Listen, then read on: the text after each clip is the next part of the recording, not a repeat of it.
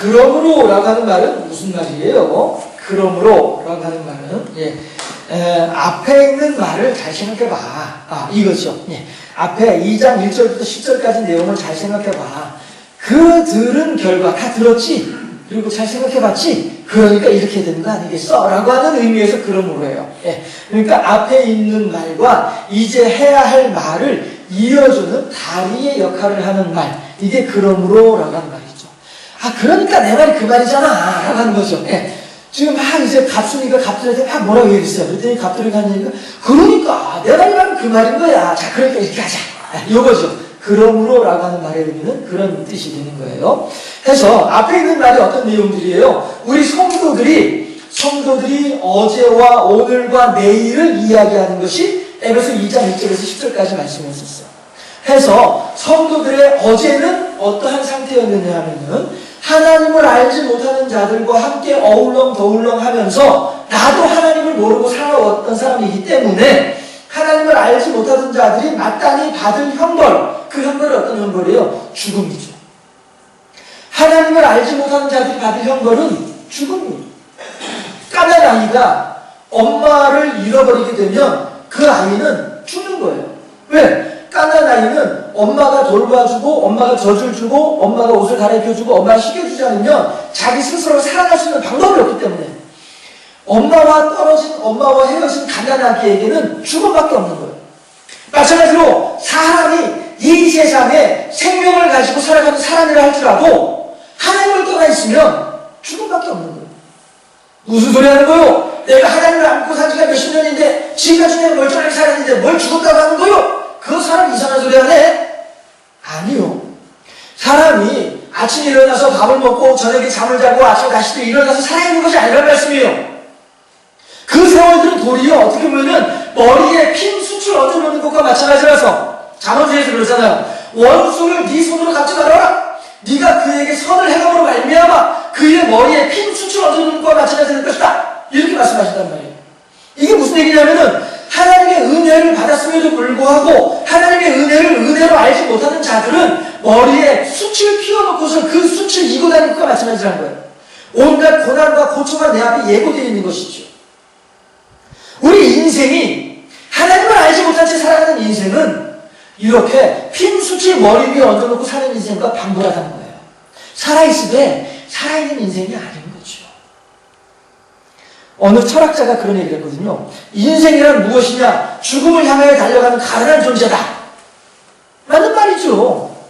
모든 인생은 다 죽음을 향해서 달려가는 가련한 존재들이에요. 불쌍한 존재들이에요. 그러나 그들이 더 이상 불쌍하지 않고 그들이 더 이상 가련하지 않을 수 있는 한 가지 방법이 있어요. 나로 말미암지 않고는 아버지께로 갈 수가 없어요.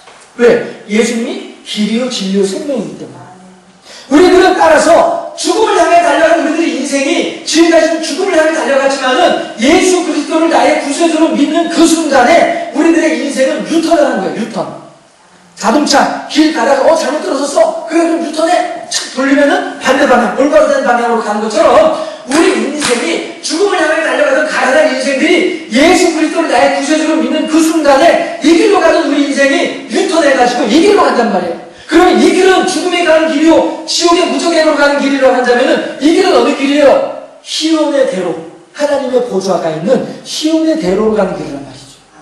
우리들은 그래서 결국 모든 인생들은 하나님을 알기 이전에 성도의 어제는 하나님을 알지 못하고 살아가던 존재들이었기 때문에 죽음을 향해 달려가는 존재들, 아직 내 몸의 신진대사는 여전히 이루어지고 내 몸에 심장을 뛰고 있어서 내가 살아있는 것처럼 여겨지지만 그러나 내 영혼은 텅텅 비어서 죽어있는 존재들, 그래서 죽음과 마찬가지의 존재로 살아가는 우리들이었지만은 이게 성도의 어제였단 말이에요. 에베소 2장 1절에서 10절까지가. 그런데 그러한 우리들을 죽어가는 자들, 하루하루 죽어가는 자들, 이 자들을 긍휼히 여기는 분이 계셨는데 그가 누구예요? 하나님이라는 말씀이죠. 그래서 그 하나님께서 그들을 향해서 야, 서야 돼! 정지! 더 이상 가지 마! 가면 한 발만 더 내딛으면 낭떠러지야! 거기 서 있어! 하고서는 다시 돌이키는 거죠. 어저께 오래간만에 아는 집사님 한 분을 이제 장로 임직을 받으셔가지고 장로님인데 그분을 한 번 이제 오래간만에 만났어요. 우리 식구들도 다 알고 하는 그런 분인데.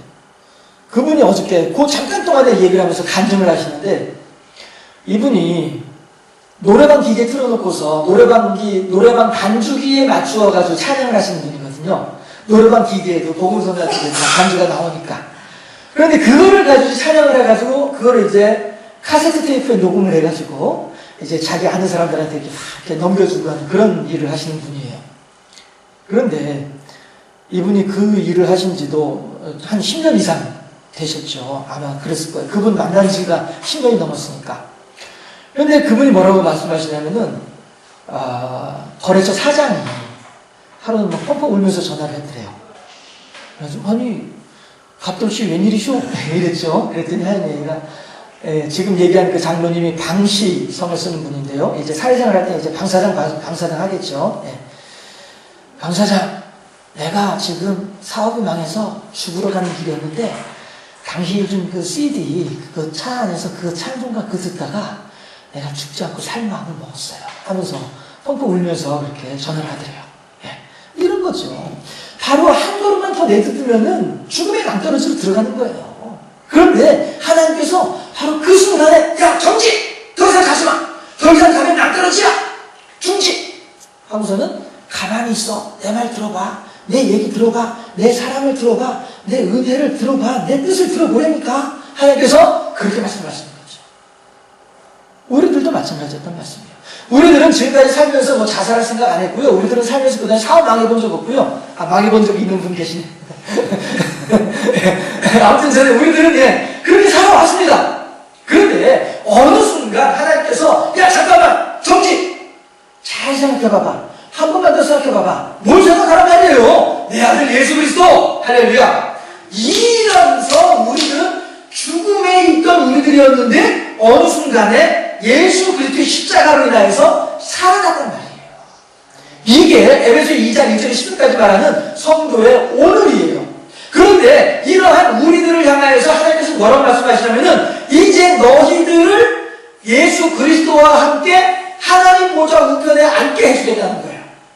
우와, 지금까지 죽음을 향해 달려선 우리들이었는데 우리들로 하여금 예수님과 더불어서 하나님 보좌 우편에 앉게 해주겠다는, 우와, 이게 대체 무슨 일이야? 그런데 이것이 오늘만 그렇게 하는 것이 아니라 내일도 모레도 글피도 그 글피도 쭉 앞으로 쭉 성도의 미래는 어디 있냐면은 하나님 보좌 우편이란 말이에요. 이게 에베소 2장 1절 10절까지 말하는 우리 성도들의 어제와 오늘과 내일이에요. 죽음을 향해 달려가던 우리들이 예수 그리스도의 은혜로 구원을 받고 구원받은 우리들이 하나님의 보좌 우편에 서 앉아있는 은혜를, 복을 받게 되는 존재들이 우리들이란 것이죠. 이게 에베소 2장 1절 10절까지 말씀인데 11절에서 그러므로 생각하라 이거예요. 하나님께서 왜 우리들을 그렇게 어저께 죽었던 우리들을 오늘 살려주시고 내일 하나님 보좌 우편에 앉게 해주시는지 그러므로 생각하라. 왜 그렇게 하셨을까? 이유가 뭘까? 무엇 때문일까? 이거죠. 지난주와 마찬가지로 성도의 어제와 오늘과 내일에 대한 구도로 2장 11절에서 22절 말씀도 그렇게 한번 생각해 보도록 하겠습니다. 성도의 어제는요, 이방인이었었어요. 오늘 본문을 보게 되면요, 11절에서 그러므로 11절 함께 해볼까요? 시작. 그러므로 생각하라. 너희는 그때에 육체로는 이방인이요 손으로는 육체에 행한 할례를 받은 무리라 칭하는 자들로부터 할례를 받지 않은 무리라 칭함을 받는 자들이라. 12절도 같이 이어서 합독합니다. 그때에 너희는 그리스도 밖에 있었고 이스라엘 나라 밖에 사람이라. 약속의 언약들에 대하여는 외인이요 세상에서 소망이 없고 하나님도 없는 자이더니. 이게 성도의 어제예요. 우리들은요, 무할례자, 이방인이었으면서 무할례자였었어요. 할례 받은 사람들로 하여금 누구예요? 유대인들이죠. 유대인들로 하여금 무할례자라고 놀림받던 사람들이 우리들이었단 말이에요. 예수 믿는 사람들로부터 아이고 저 예수도 안 믿는 사람이네 라고 하면서 손가락질 당하던 우리들이었단 말씀이죠. 그리스도 바깥에 있던 사람들이었어요. 제가 요즘 근 한 달 동안 계속 여러분들한테 엔크리스토스라고 하는 말을 하죠. 엔크리스토스가 무슨 뜻이에요? 그리스도 안에. 그리스도 안에 있는 사람들, 그리스도 안에 있는 존재, 그리스도 안에 있어야만 한다. 이런 의미로 엔크리스토스란 말이에요. 그러면 엔크리스토스의 받는 말은 무슨 뜻이에요? 에크크리스토. 그리스도 바깥에. 이것이죠. 그러니까 종이상자가 있으면은 종이상자 안에는 N이에요. 종이상자 바깥에는 에크예요. 지구가 있으면은 지구 안에 살고 있으면은 N 지구이지만은 지구 바깥에 우주인으로 바깥에 나가 있으면은 에크 지구가 되는 거예요. 예, 엔크리스토스, 에크크리스토스의 의미를 여러분들 아시겠죠? 예, 내 집 안에 있으면은 N 내 집이에요. 그런데 내 집 바깥에 있으면은 에크 내 집이에요. 예, 해서 우리들은 모두가 엔크리스토스가 되어야만 살 수 있는 거예요. 에크크리스토스가 되면 살 수가 없는 거죠. 어린아이가 엔 엄마 해야만이 살 수 있는 거지 에크 엄마 해도 어린아이는 살 수 없는 거는 똑같은 거예요. 우리들은 모두가 엔 크리스토스 할 수 있기를 바랍니다. 엔 크리스토스 해야만 마땅하다라고 하는 것이죠. 그런데 오늘 에베소 2장 11절에서 12절에서 우리는 뭐라고 하냐면은 외인이었다라고 하는 거예요. 그리스도 바깥에 있었던 사람이었다는 거예요. 에크 크리스토스였다는 거예요. 우리들은 에크 크리스토스가 되면은 살아갈 수가 없다니까요. 아침에 요한복음 15장 4절 말씀에서도 하나님께서 뭐라고 말씀하세요? 너희들은 포도나무 가지야. 그러니 내게 붙어있어야만 해. 그래야 너희들이 포도 열매를 맺을 수가 있는 거야. 나와 떨어져 있으면 너희들은 포도 열매를 맺지 못해. 엔 포도나무 하면 포도 열매를 맺는 것이고 에크 포도나무 하면 포도 열매를 맺지 못하는 거예요. 하나님 엔 하나님 해야 하나님의 생명을 가지는 것이지 에크 하나님 되면 하나님의 생명을 얻지 못한다는 거예요. 이것이 성도의 어제의 모습이었다는 것이죠. 우리들은 모두가 그리스도 바깥에 있었던 사람들이었고 이방인이었고 무할례자였고 외인이었단 말씀이죠. 그런데 하나님께서는 우리들로 하여금 성도의 오늘을 같이 읽어봅시다. 시작. 그리스도의 피. 그리스도의 피로 인하여서 오늘 우리들로 하여금 어떤 존재가 되게 하셨어요? 가까워졌다고 합니다. 가까워졌다. 이 말은 무슨 얘기예요? 엔 크리스토스였다는 얘기죠. 엔 크리스토스였다. 가까워졌다라고 하는 말의 의미는 여러분들 되게 추상적이죠? 예. 등산할 때 산꼭대기 올라가면서 숨이 차가지고 내려오는 사람들한테 얼마나 더 가면 돼요? 아, 예, 5분만 더 가면 돼요. 길 몰라가지고 남의 동네 와가지고 길을 물어보는데 여기서 여기 가려면 얼마나 가면 돼요? 그거 얼마 안 됩니다. 그거 금방입니다. 얼른 가세요. 한단 말이에요. 그러면 하나님께서 우리들에게 그리스도의 피로 말미암아 가까워졌느니라 라고 할 때에 그 가까워졌다고 하는 건 누구 기준이에요? 내 기준이에요? 하나님 기준이죠. 하나님께서 말씀하신 거잖아요. 너희들이 어저께까지만 하더라도 이방인이었고 무할례자였고 그리스도 밖에 있었던 외인이었는데 오늘은 그리스도의 피로 말미암아 되게 가까워졌네 라고 얘기를 하는데 그 가까워졌다라고 하는 말의 기준은 하나님 보시기에 가까워진 거예요. 이 말은 우리가 하나님 앞에서 50m 밖에 있는 사람이 있고 100m 밖에 있는 사람이 있고 150m 밖에 있는 사람이 있다 할지라도 하나님은 200m 밖에 있는 사람보다는 150m 밖에 있는 사람이 더 가까워진 거잖아요. 야, 너 어저께는 200m에 있었는데 오늘은 150m로 왔네? 야, 많이 가까워졌구나. 하나님께서 이렇게 말씀하신다는 거죠. 여기서 지금 에베소 2장에서 그리스도의 피로 말미암아 가까워졌느니라 라고 하는 말의 의미는 우리가 정말로 행실이 깨끗해지고 우리가 정말로 하나님 보시기에 합당한 모습으로 신앙생활을 바뀌어져서 그래서 가까워졌다고 말씀하신 것이 아니에요. 우리들은 여전히 바깥 행동처럼 우리들은 여전히 엉망진창으로 그러나 다만 한 가지 주일이 되면 예배당에 앉아서 앉아있을 수는 있어. 주일이 되면 예배당에 가서 앉아있는 마음은 됐어. 이것만으로도 하나님은 가까워졌구나 라고 표현하신다는 거예요. 우리들 생각에는 아이고 내가 이렇게 신앙생활을 하면 내가 뭐하겠노? 내가 이렇게 신앙생활을 하면 내가 하나님께서 과연 나를 기뻐하시려면 모르겠네? 이렇게 생각하면서 나는 나 자신에 대해서 별거 다른 것처럼 여기고 나는 나 자신에 대해서 초라하고 나는 나 자신에 대해서 부족하고 하나님 보시기에 늘 부족하고 죄스러운 것밖에 없는 인생으로 난 여겨질지언정 그럼에도 불구하고 하나님 뭐라고 말씀하시냐면은 아니야 절대 그렇지 않아. 너는 어저께 1km 바깥에 있던 사람이었어. 그런데 오늘은 900m 바깥에 있다니까 100m나 가까워져서 나한테 얼마나 반가운데 이게 하나님의 마음인 줄로 믿습니다. 우리가 이러한 하나님의 사랑과 은혜와 자비와 은총을 받고 있는 줄로 믿습니다.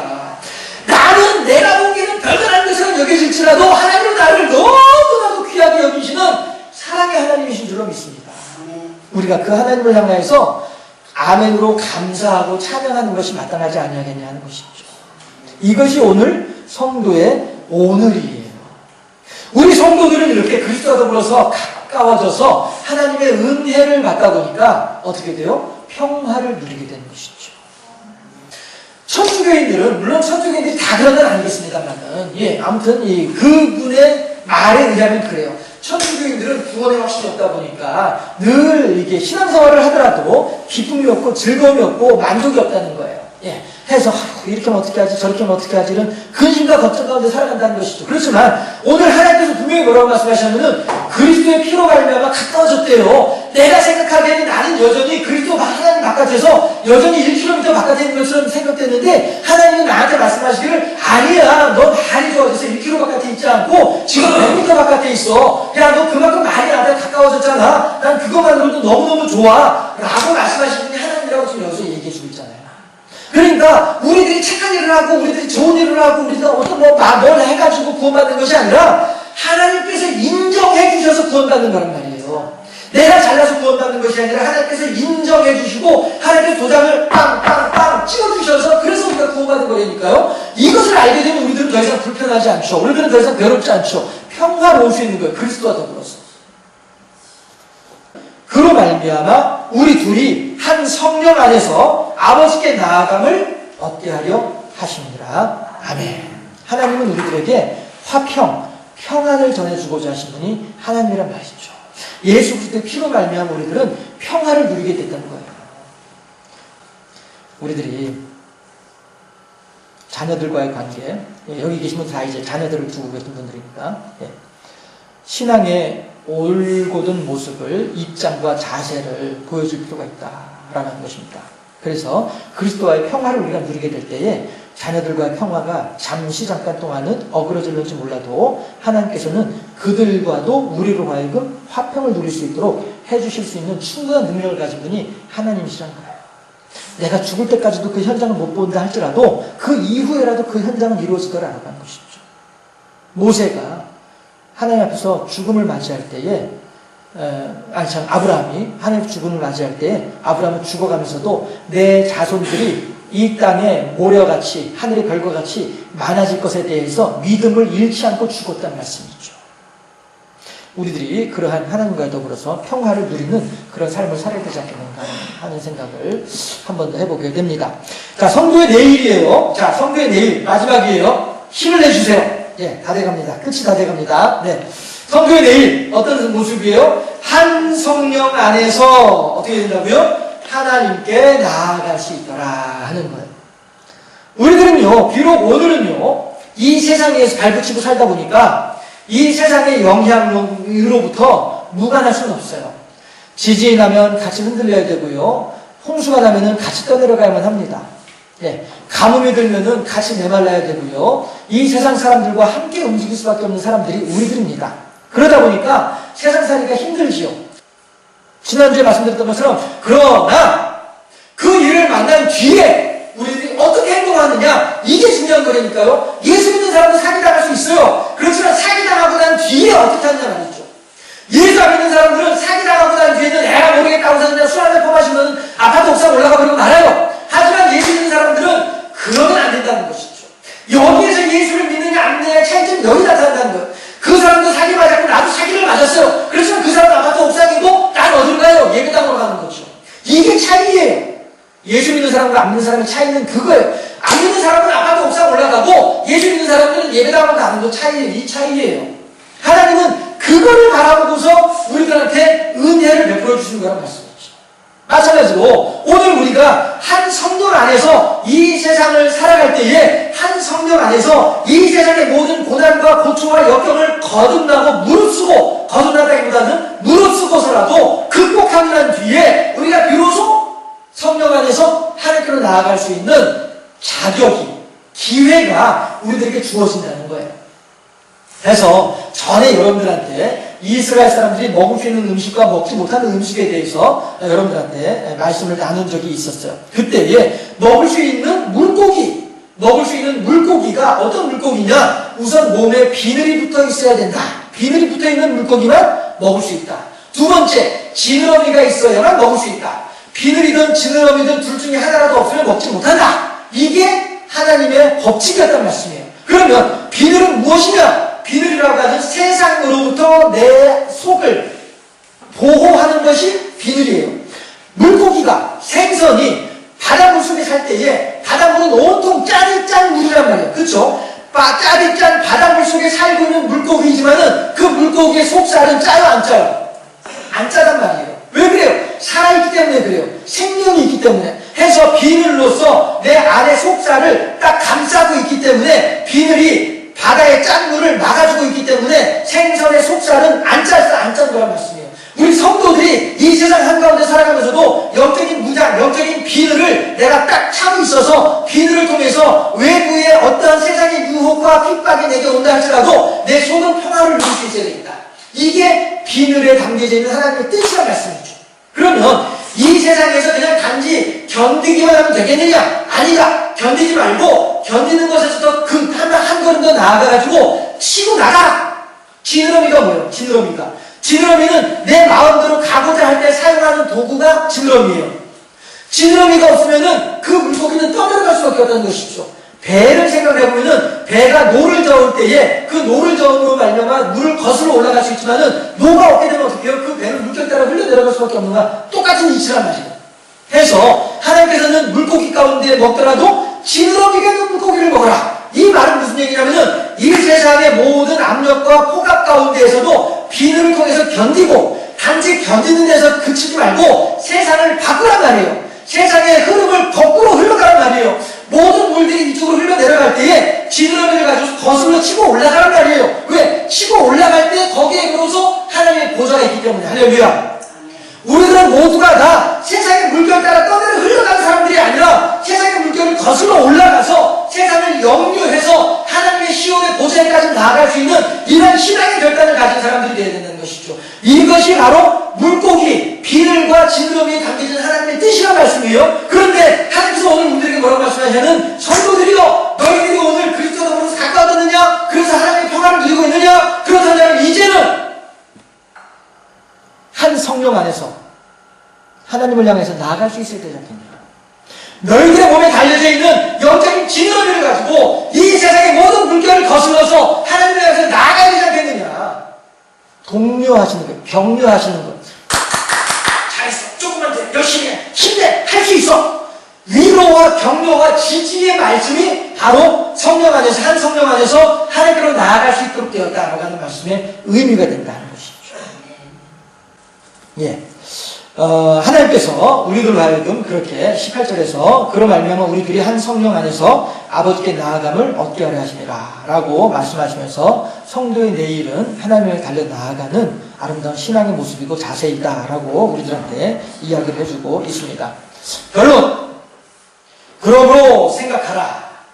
그러므로 성도는 지금까지 여러분들이 이제 제가 전해드린 말씀을 다 들었으므로 그러므로 경주생명샘 교육 여러분들은 이렇게 되는 것이죠. 예, 비록 졸면서 못 들으신 분들은 어쩔 수 없지만 예, 리바이벌은 안 합니다.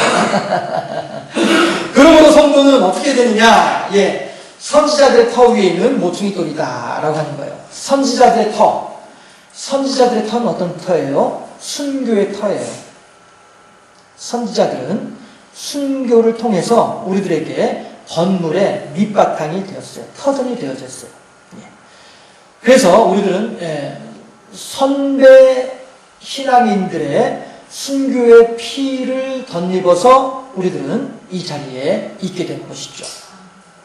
그리고 이 터에 모퉁이 돌이 예수님이 되시는 거예요.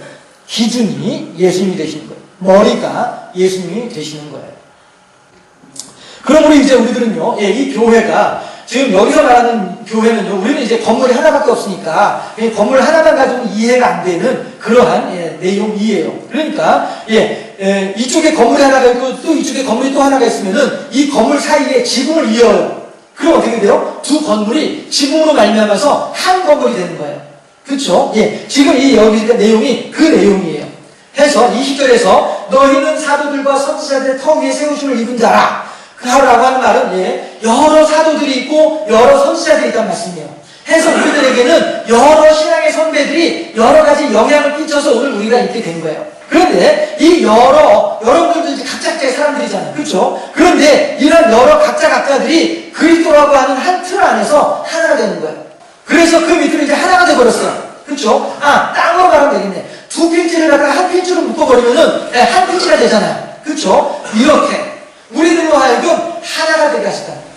각자 변강화라고 하는 필지하고 정규현이라고 하는 필지가 서로를 따로 있던 필지였는데 이 필지를 갖다가 병합을 해버렸어. 그래서 한 필지로 만들어버렸어. 경주대문제라고 하는 한 필지로 만들어버렸어요. 하나님의 자녀라고 하는 한 필지로 만들어버린 거예요. 하나님의 성전이라고 하는 한 필지로 만들어버렸던 말씀이죠. 이것이 오늘 20절의 말씀의 의미가 되는 거예요. 해서 우리들은요, 각각의 선지자들과 사도들의 터 위에 세워져 있는 우리들의 각각의 건물들이지만은 예수님께서 이 건물들의 모퉁이돌이 되면서 얘들아 다 나 중심으로 다 모여! 해가지고 예수님 중심으로 헤쳐 모여 해서 하나의 성전으로, 하나님께서 기뻐하신 성전으로 세워져 간 거란 말이죠.